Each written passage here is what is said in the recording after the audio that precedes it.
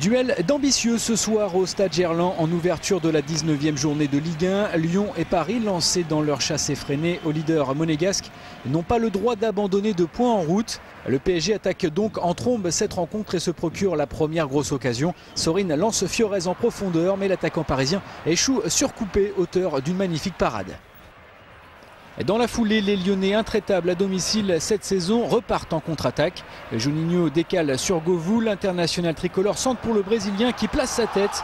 Mais Alonso sauve son équipe d'un superbe arrêt réflexe sur sa ligne. La rencontre est animée, les occasions se multiplient comme ici avec Paoletta. Le capitaine du PSG, pourtant seul face au but de Grégory Coupé, ne cadre pas sa frappe. Le Portugais peu habitué à ce genre de raté se rattrape à la 41e minute. Frappe pleine de culot à 25 mètres. Le ballon part se loger dans le petit filet lyonnais. Un but qui permet au PSG de mener 1-0 à la pause. En deuxième période, Lyon part à l'assaut du but parisien. 60e minute, centre de Govou. Louis Ndoula laisse intelligemment pour Berthaud qui frappe. Un tir cadré bien repoussé par Alonso. 3 minutes plus tard, c'est au tour d'Elbert de tenter sa chance, mais l'ancien bavarois rate le cadre. Le pressing est constant et les occasions lyonnaises s'enchaînent. Malheureux jusque-là, les hommes de Paul Le Guen vont tout de même réussir à trouver la faille par Éric Carrière. Un partout, les Dauphins de Monaco se neutralisent.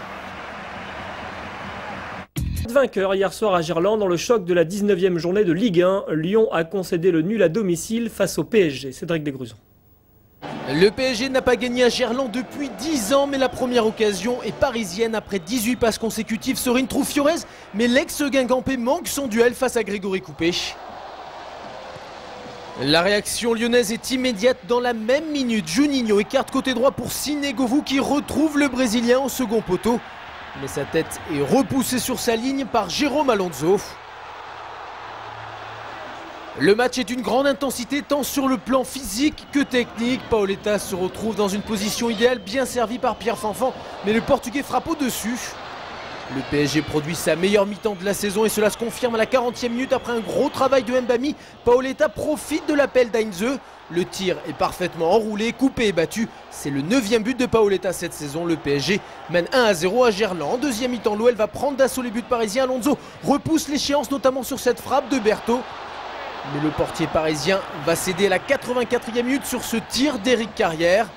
Le score ne bougera plus, les deux équipes se quittent sur un match nul 1 partout après une excellente prestation. La bonne affaire est pour Monaco qui conserve 7 points d'avance sur ses deux poursuivants.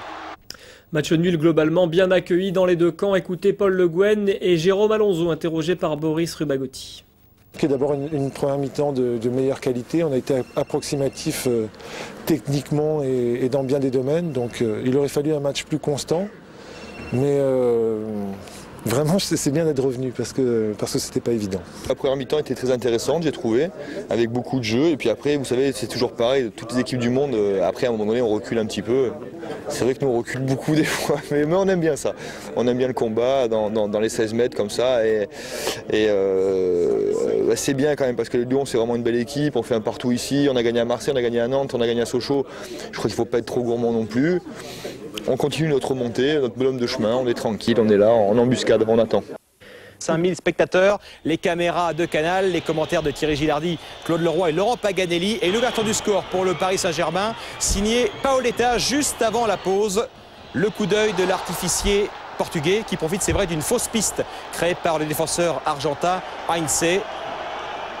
L'ouverture du score logique pour un Paris Saint-Germain qui a réalisé une excellente première mi-temps sur la pelouse de Gerland. Changement de décor radical en deuxième période avec une seule équipe quasiment sur le terrain, celle de Lyon. Et l'égalisation venue de cette action, Elbert, Louis Ndoula, Carrière. La reprise de Carrière qui venait de faire son entrée en jeu. Son deuxième but cette saison, but marqué à 5 minutes de la fin qui permet à Lyon de rester invaincu sur sa pelouse de Gerland. Un point qui visiblement fait plaisir à tout le monde si on en croit le visage et de Jérôme Alonso et de Grégory Coupé. C'est l'heure du bilan pour Lyon et le Paris Saint-Germain qui termine ex-aequo à l'issue de la phase aller. L'heure du bilan pour leur entraîneur également, Vahid Halilhodžić et Paul Le Guen, confessé par Thierry Gilardi. Au départ, on a eu pas mal de difficultés. J'ai eu pas mal de problèmes dans le recrutement, pour construire une équipe, pour construire le jeu. Au fil du match, on s'améliore, on a eu quelques bons résultats, on a terminé très fort. Dommage parce que notre départ n'était pas bon, mais je suis très satisfait de notre comportement, de notre jeu, surtout notre classement. Je trouve qu'on a été constant, on a su aussi se remettre en question par rapport au titre obtenu l'année dernière. C'est pas évident d'enchaîner après un succès, surtout un succès arraché comme ça. Et très vite, on a su se remettre dans le championnat. On a fait des faux pas à Lille et à Guingamp assez tôt dans la saison, mais ensuite on a été constant et on a su se concentrer sur les objectifs.